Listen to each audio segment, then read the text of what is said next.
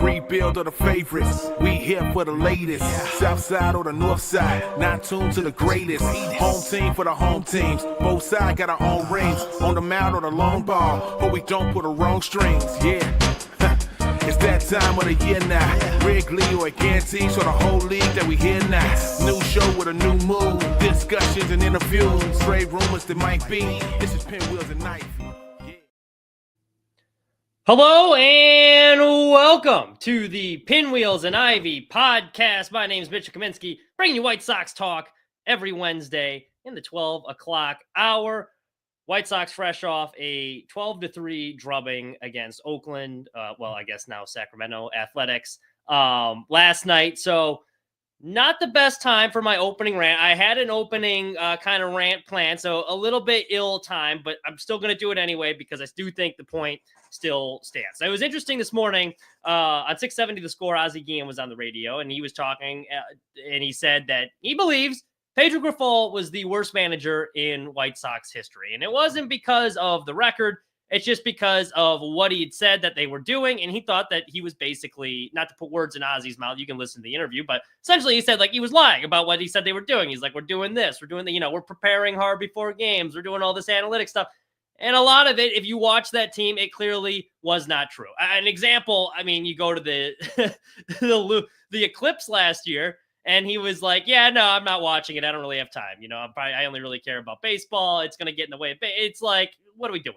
He came across as, he would say the things that you think he would think that the fans wanted to hear, but it came across very quickly disingenuous. I remember he won that opening press conference right away, talking about how we're going to prepare every day to kick your ass. And it sounded great. And I was like, yeah, I like Pedro. Pedro's boys don't quit. Yeah, but that wasn't the case. They didn't prepare well. In fact, they looked really unprepared most nights. No, they were outgunned. There's only so much Pedro can do about that, but they're outgunned once again this year. This past week, it was very encouraging to see because the White Sox were in the midst of an 8-game losing streak, and there was a lot of shades of last year. But I would point out, while the roster, some say that it's not as talented. I don't believe that's the case. I do think this team is more talented than last year's team, but they are dealing with some significant injuries. There's not a whole lot of talent to begin with. I think they added some depth so the bottom wouldn't fall out, but that depth still in the form of, the Joneses and Palacioses of the world, where, you're not getting, they're going to give you a major league at bats, but it's not a high end major leaguer where it's improving your offense. And you've already had some injuries to some pretty important bats. Andrew Benintendi is on the shelf. He started the season as their hottest bat. Mike Tauchman, professional hitter.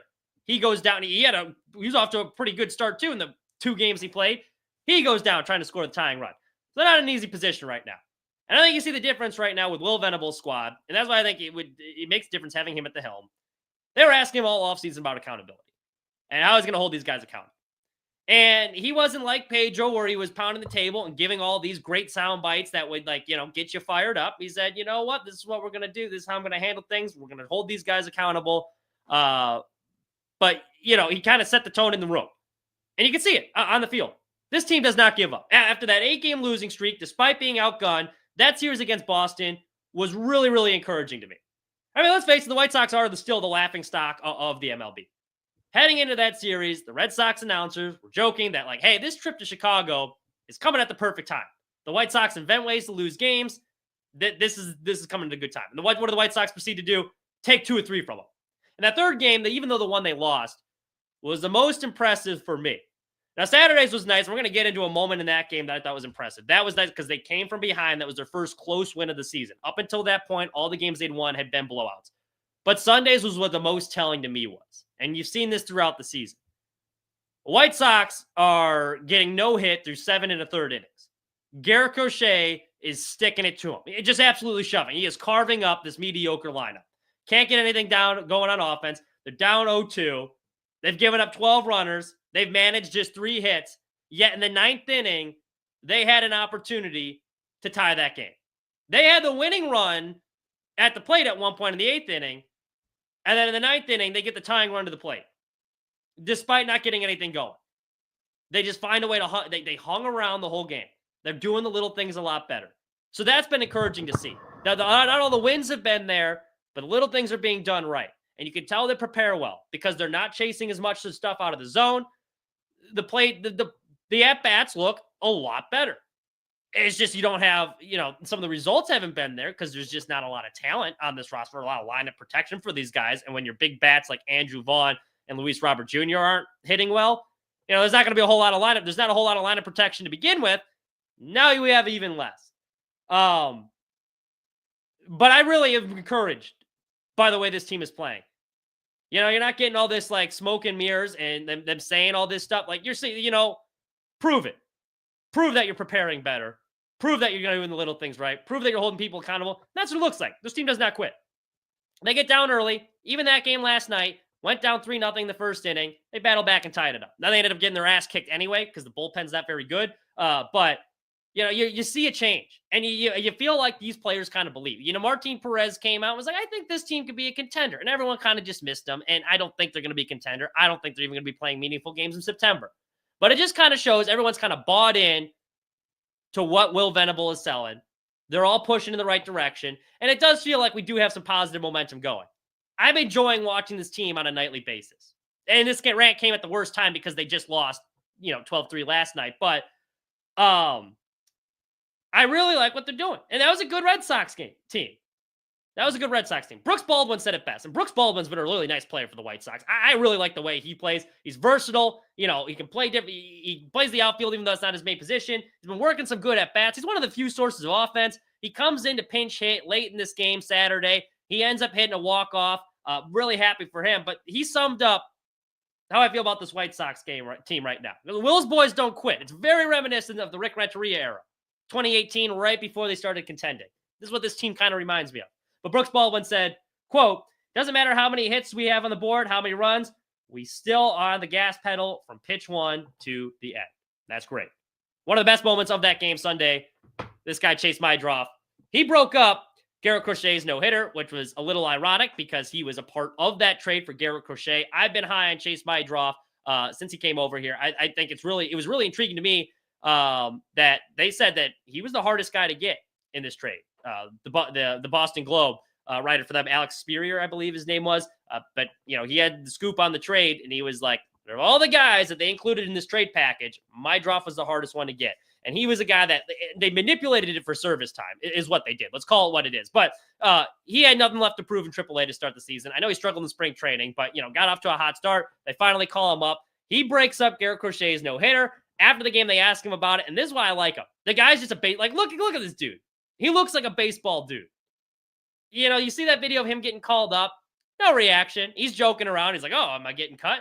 He's got his batting gloves on still. He's got the bat. They ask him after this game, like, hey, you broke up. And he's like, yeah, I didn't really think too much about it. We needed a hit, basically. He just gives these boring quotes, but he looks like a baseball dude. And he's been doing again, you see this, he's working really good. Where the hell? Oh man, did my slide? Okay, my presentation got messed up here. But so you got his numbers right here. We're looking at. This is what he looks like his first 14 at bats. A very small sample size, but it's been as advertised. It's been a lot of carryover from AAA. Now these numbers are going to go down. Pitchers are going to adjust. 14 plate appearances. He's drawn 4 walks.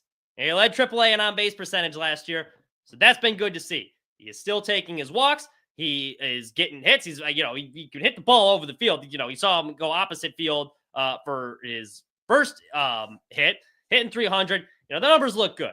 The numbers look really good. And this is a guy, I hope they keep him at second long term. And a lot of people are complaining about Jake Amaya being on the roster. And I get it. I don't want to watch Jake Amaya on my favorite ball club either. But like it or not, he's the only true shortstop they have right now. I don't really trust Lenyn Sosa's defense. And he hasn't really been hitting all that great. Meidroth, a lot of scouts say he doesn't really have the arm specifically for third, but I don't think his range is crazy either. The left side of the infield kind of concerns me. And especially when you're really putting all these eggs in the Colson Montgomery basket, who you think is going to be the future shortstop. Now, he might not turn out to be. He's been struggling a little bit. I know they had Ryan Fuller go down there and talk to him a little bit, or the hitting czar go down there, talk to him a little bit. He had a home run this week. So baby steps there with Montgomery. But if you think Montgomery's going to be your future shortstop, keep Meidroth at second base. There's no reason to be moving around if you think he's your long-term second baseman. And this is a position that's been a glaring need for a while. And I don't need Chase Meidroth to be a star. If he is a 270 hitter that plays solid defense, just solid defense, hits 270, I'll take that. I'll take that. He doesn't need to be an all-star, but he's got the look. You can tell he's a baseball dude. That's what's really been impressive to me. The moment was not too big for him in his debut. He gets up there. He's like, I'll draw a couple walks, get my first major league hit out of the way first game. No problem. And you look at it, it didn't look, just, hey, yeah, I do this all the time. That was no big deal. Love that. Breaks up no-hitter against Garrett Crochet. That's baseball. Next. I don't really care. I was part of that trade. Yeah, might be cool for you guys. Don't really care. Yeah, I'm getting called up to the big leagues, He's joking around. Oh, hey, this is cool. So I've been really impressed with what I've seen from Chase Meidroth. I don't think these numbers are going to be as good as pitchers start to adjust. I think it's going to come down to earth a little bit. The fact he's taking his walks early right now, that's a good sign. That's a good sign. Because a lot of these former White Sox prospects, I don't think had the same mentality. You can tell baseball dude. He is married to the game. Love it. Love it. We're talking about Sunday's game. I want to go into an interesting breakdown that I thought was interesting. A key moment from this game. We'll go into that in just a second. Boy, my thing is all messed up. Bullpen's been pretty bad. We saw that last night. And I think part of the reason is Will Venable, he hasn't really had a chance to evaluate what all these guys can do. We'll pull that back up in just a second. So I think he's still trying to figure out the roles. You got guys in there like Penn Murphy, complete wild card. Not a huge sample size from him. Mike Clevenger has not been a major league reliever, very scarcely. What is he doing? Bryce Wilson, kind of one of those fringe guys. He came over wanting to be a starter. He can long reliever role. How are we fitting him in? So you got all these guys. Jordan Leisure. A lot of people think he can be he can go on. They don't really have a set role. So I think he's kind of just throwing stuff at the wall, throwing combinations, putting guys in spots and seeing what sticks. So I think that's a big thing with the bullpen right now, why they're struggling. Doesn't help they don't have a lot of big arms back there.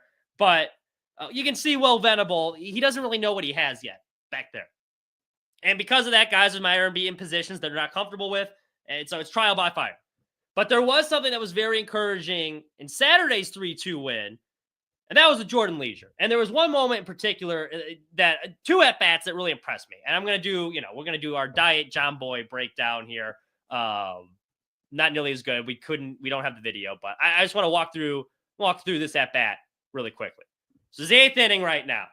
They're bringing Jordan Leisure into this game. It is a 2-2 tie. Luis Robert Jr. had just hit a game-tying home run. Now, this is another game, much like Sunday. The White Sox really had no business winning this game. They kind of just hung around. Good starting pitching effort. They get the game-tying home run. So this is a huge inning. You got to keep the Red Sox, just for momentum purposes, off the scoreboard here. So he had gotten the first out of the inning. And so we got Christian Campbell coming to the plate. So Leisure is going to start him off with a slider in the dirt, or low slider. He gets in the chase. Love that opening up. Catches him off guard. I don't think a lot of people, I think that should be, working backwards in the count. I think more pitchers should try and do that. So love the fact he attacks him with the slider. Then he's going to change his eye level a little bit. Second pitch, he's going 96-mile-an-hour fastball just at the top of the strike zone. Pretty well located. That one's fouled off. So now you're ahead 0-2. He's got some pitches to play with here. So he's going to go slider outside. Campbell's not going to chase that. And then he's going to go right back to the same spot, or he's going to go back high, change the eye level a little bit. So he's not going to chase the soft slider outside. Let's go high heat again. Once again, lays off. That evens the count at 2. Now this is a big pitch coming up here. Because one of Leisure's biggest issues has been the walks. That's where he's gotten into a lot of trouble. That's where the White Sox bullpen has gotten into a lot of trouble. You don't really want to get into that full count where you are forced to pull a strike. He does anyway. Good located fastball, just outside. 97, just outside. Couldn't get the strike call. So now the count is full. He's just thrown 2 fastballs in a row. He's thrown fastballs in 3 of the last 4 pitches. Campbell is probably sitting on a fastball here. He's seen the slider twice, but full count, you have to throw a strike. And this is a tough position, especially for a young pitcher, because if you're going to throw the breaking ball and you have to throw it for a strike, more times than not, these pitchers hang them. It's like one of those get me over breaking balls, and it gets smoked. So I think most people, myself included, we're expecting a fastball here. But Jordan Leisure showed a lot of balls. He threw the slider, and it was a pretty good slider, in the strike zone, and it caught Campbell off guard. If you watch this at bat, you can see he was watching. He saw a slider out of his hand. He's like, I'm taking this. And then at the last minute, he's like, oh, shit, this is in the strike zone. Kind of just chops at it, hits a little dribbler, back to Leisure. He gets out number 2. That was a huge out in the game. You can see Boston's win probability dropped by 3.4%. So that was That was a big out, and I was really impressed with the fact that he had the balls to throw the slider in that situation. The next batter ends up getting a hit. So now we got the, go-ahead runs on first base, 2 outs here, and that's going to bring up Carlos Narvaez. And this was another really good at-bat from Leisure that I thought he showed a lot of poise on the mound. So he's going to start him off with a fastball low corner. Really well-located fastball. That's called for a strike. You can't locate it much better than that. Bottom portion of the corner, that's just a good first pitch. Second pitch, he's going to go with another four-seam fastball. Tries to get it around the same spot. He misses there, though. That one's low. So he's going to go back to the same location. Clearly, scout report saying you pitch Narvaez away. Now he's going to throw him his first slider. Give him something a little soft, 88 miles an hour. Narvaez didn't know what was coming. He swings right through that. The Red Sox hitters did not know how to handle this slider throughout the afternoon from Jordan Leisure. Next pitch is going to go right back to that same spot. We've already seen him. He's attacking this outside lower corner multiple times, right back to the fastball. Narvaez is going to lay off that one. So once again, 2-2 count. You really don't want to let this count get full where you are forced to have to throw a strike in there. He does anyway. Another fastball that misses. This one well off the plate in the dirt. Can't get into Chase. So now you got another 6-pitch battle here. And once again, you need to throw a strike. What does he do? He goes with the slider, 3-3. Now, not the best located slider there. You hang that one. Narvaez can do some damage, but he gets away with it. Good pitch there. Gets it in the strike zone. Called strike 3. Narvaez didn't even swing at it. That was an impressive outing for Jordan Leisure. And he really needed that because, again, the walks have been what have been killing this bullpen, specifically him. And Jordan Leisure is a guy that I really do think could be a future closer for this team. It's just, you got to cut down on the walks. Don't shoot yourself in the foot. That was a really good sequence for me. We got Southside Deech in the chat. How we doing, Deech? Which reliever, in your opinion, has shown enough confidence to put in high leverage spots? I don't really have that's a very good question. As I watch this team, there's no one that comes in that I'm like, we're getting out of this inning. But Weissel, I really should. How do you pronounce his name? I should do it better. Vassell is probably who I would say. Mike Vassell. Is that how it said? Mike Vassell. That's probably who I would go with. He's who I think's been the most impressive early on. And that's who I would trust high leverage. I really want to say Clevenger. I think it makes the most sense because of all these guys. I think he's probably got one of the better arsenals there, but he's really struggled. Can't seem to find the strike zone. So I don't really trust him in high leverage. So probably go Mike Vassell right now. But Jordan Leisure, I hope they keep putting in these high leverage spots because I think he's got the most potential. And he showed some flashes last year. He just couldn't string it together consistently. So I hope they keep throwing him there, build him some confidence because the stuff is there, man. Those Red Sox hitters didn't know what hit him. And I should mention, too, after that whole sequence I just went through, they brought him out another inning, and he got 2 more batters out. So that was an inning and 2/3 right there. Kept the Red Sox off the scoreboard, and that was a huge sequence. But Vassell's been really good right now. I'm going to pull up his numbers. Let's give Vassell a little bit of credit here.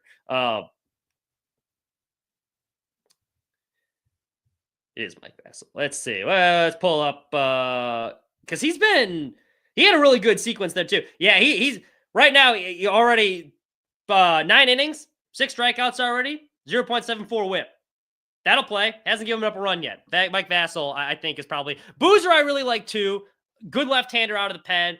Just been a little inconsistent early on. But I do like Boozer, too. Boozer, my pre-prediction show, Cam Boozer, and this is responded to Southside Deech here. Cam Boozer was a guy that I actually thought was probably going to be their best reliever this season. Like heading into the season, I thought that he was probably going to be the best guy they had in that bullpen. Let's go to the starting rotation right now. And there's something that has been concerning me. Now, one thing I do want to address before I get into this point. I've seen a lot of talk, trade Shane Smith. Shane Smith's looking pretty good. Let's see if we can flip him at the deadline. Why? At what point do we have a good prospect where we want to keep him? I don't want a whole other Garrett Crochet thing again. And I'm not even saying Shane Smith's going to be as good as Garrett Crochet. But I didn't agree with this decision. They wanted to trade him. Now, I think it's going to work out. It's made it a lot easier. They brought back 4 studs. Braden Montgomery tearing it up right now in Kannapolis, which is good to see. So I think the White Sox, that Garrett Crochet trade is going to work out well for them. But at some point, you got to start building a contender. You got to start building to something. Just every time, and White Sox fans are so conditioned, every time you have a good player, let's trade him. The guys you trade are all these veterans you brought in this offseason on these 1 year deals. Those are the guys you flip. Maybe a Davis Martin, whose contract's going to be up pretty soon. He's going to be in arbitration. But even him, I would keep around. But Shane Smith, you just found a diamond in the rough for the first time. For the first time, you guys hit on a guy you took a flyer on in a while. And now people are saying, we should try and trade him at the deadline. Now, I don't think they're going to try and trade him at the deadline, but knock it off, White Sox fans. If you have a good, young prospect, you don't automatically have to assume that we need to trade this guy. He's been really good. Shane Smith has kind of emerged as the ace of this rotation. Martin Perez has been excellent as well. He's a guy that, when he on Martin Perez days, that's the most confident I am, and the White Sox are going to win that game. Surprisingly, he has the highest strikeout rate, despite the fact he does not throw 90 miles an hour. That's a little concerning. And he's only averaging about 9 strikeouts. It's I think 9.3 strikeouts per 9 innings. And that's the highest rate on the White Sox. With that, that's a little concerning for a guy that throws that soft when you have that many young arms, but he's been very solid. Davis Martin, I think, has also been solid. I think he's only going to get better. He's a guy I trust a lot. So not too worried about him either. There are 2 guys I am getting a little concerned about. And we talked about Jonathan Cannon last week. And I will give Jonathan Cannon some credit. I'm going to get into both of these guys in a second. I think that start against Detroit, he was getting hit around pretty good, and he still got the White Sox into the 6th inning. That was a game you could tell they couldn't pull him. They're like, we need you to eat some innings. He was already having a terrible start. The only thing that was going to do by sending him back out there is make his numbers look even worse. But yeah, he went out there and he still gutted through a few more innings to make that game a little bit manageable. So I will give Cannon a lot of credit for that. Sean Burke, another guy, been kind of concerning right now. I think you can make the argument. Let's go back here. My PowerPoint is a little all messed up right now.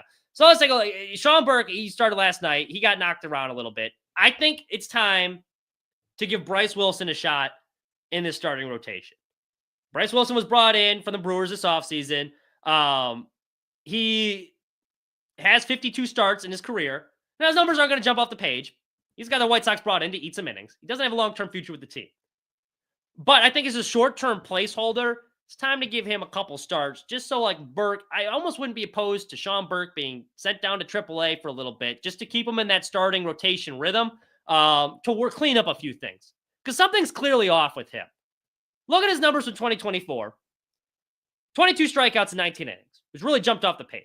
In the minor leagues, he had a really high strikeout rate well north of 20% as well. The guy can draw a lot of swings and misses. Now, already 16 and a third, 2/3 innings in, he's only got 10 strikeouts. Look at that strikeout rate right now, 13%. Ranks in the bottom 10% of the MLB. His stuff's a lot better than that. He is. He's got good swing and miss stuff. You saw it opening day. But look how low that is. Expected ERA, really concerning. 9.37. Expected batting average, 3.17. So, opponents, he's kind of his numbers aren't great right now. Opponents still, doing a pretty good job against him. The barrel percentage, they're barreling up really well. The ground ball rate is a little concerning too. It's pretty low. And in a ballpark, like a hitter-friendly ballpark, like the rate, you really can't. You got high ground ball rate is ideal. Now, I think Sean Burke can still be an effective member of this rotation, and I think it's a little bit too early to press the panic button. Look, he's only 4 games in the season, 4 starts in the season. You're going to judge me by my first 4 newscasts. I would have been optioned to, AAA Albuquerque or wherever the hell. I mean, I get it. Very small sample size for him. But the fact that the strikeout numbers have plummeted so quickly, something looks a little bit off. So I almost wouldn't be opposed to, let him go find something in AAA Charlotte, work on whatever he needs to, just for it doesn't even have to be a long stint. But for a start or 2, let him build back up that confidence, bring him back. Either him or Cannon, because Cannon's been another guy that's been pretty concerning. Look at this, and Cannon's got a much bigger sample size. And we talked about this last week, and I don't want to rag on the kid too much, because again, I think all of his pitches move really well, and you can see it from the expected batting average. Guys don't hit the ball terribly hard off of him, but he doesn't strike out a lot of guys. He walks a lot of guys. He's always working through traffic.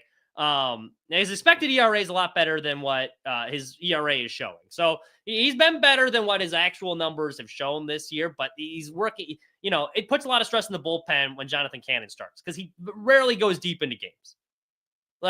24 career starts, He has gone into past the 6th inning in just 10 of them.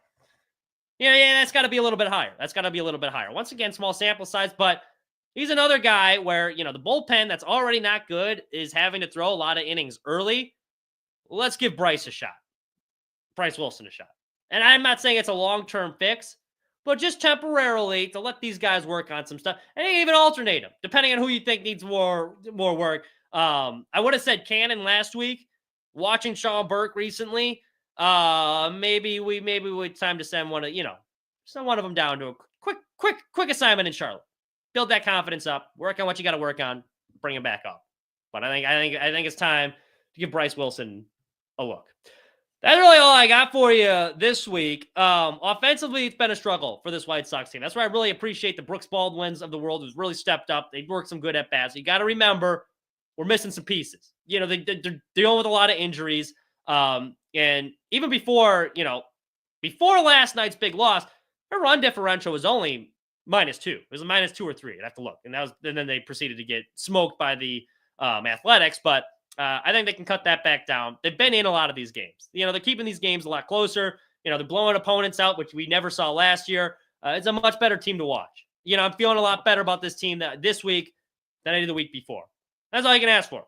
These guys are busting their ass right now. They're playing hard. And it's a product where I can say once again, hey, you know what? I'm proud to be a White Sox fan. I know the state of the organization doesn't look great on paper, and we're ways away from contending, but things are moving in the right direction. Speaking of which, there was a big thing that came out this week. 670 The Score reported the White Sox new ownership shares. The big thing was the Ishbia brothers, they own 35% of that. That was the majority of the stake. Jerry Reinsdorf only owned 20%. Now, his sons also, I think, had around 25%. Reinsdorf, despite not being the majority owner, he's still going to be the big decision maker. And that's what a lot of people have been hung up on, which, hey, Reinsdorf's the decision maker. Nothing's going to change. I thought he was selling the team. Yeah. And I get where that's frustrating.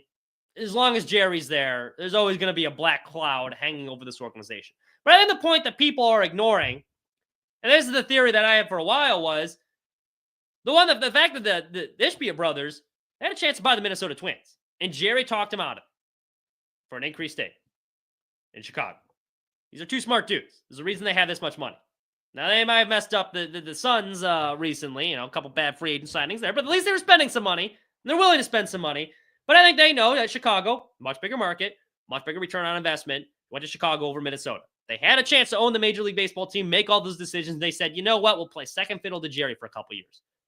Because Jerry promised him an increased role. I think a lot of people are forgetting that portion of it. When you see they're owning 35%, that's encouraging to me. That shows to me that once Jerry Reinsdorf passes away, those two are going to be the head decision makers. I think Jerry right now, he doesn't have a whole lot in his life. He loves baseball. I know his actions don't show that because the team stinks, but he does have a love for baseball. And this is a way for him to stay involved in the game. So I think as long as he's living, he's going to be owning the White Sox and making decisions. But I do think there's a wink, wink, nudge, nudge agreement, because I know for a fact his sons, Michael especially, I think he likes the Bulls, but I don't think he likes running the White Sox. I don't think he gives a crap about them. I think he'd be really willing to sell as soon as his Jerry dies. So I do think Jerry's going to be getting control there, but there are better days ahead. In fact, they're own 35% in that thing. That's encouraging. I think they're going to be making the decisions within a couple years once Jerry is no longer the chairman. So brighter days ahead. That is all I have for you. Thank you all so much for listening. We'll be back next Wednesday around the same time. You can follow us at Sports Mockery, sportsmockery.com. You can follow me on Twitter, or X now, at Mitch Kaminski99. And we should have another show coming up later this week. I know Aldo and Fids were wanting to do a playback for a Cubs game. Cubs playing some pretty good ball right now. They just sent down Matt Shaw too. So, many people saying, is Matt Shaw a bust? I don't know. Many people saying this. That was kind of concerning for a lot of Cubs fans. So they should have a breakdown on that. You can follow us at Pinwheels Pod as well. And you can get the details of when that show will be, because they kind of fluctuate time. So I don't know. I think I got all the plugs I need to for the day. Like and subscribe, all that bullshit. Thank you so much for listening. Have a wonderful rest of your week.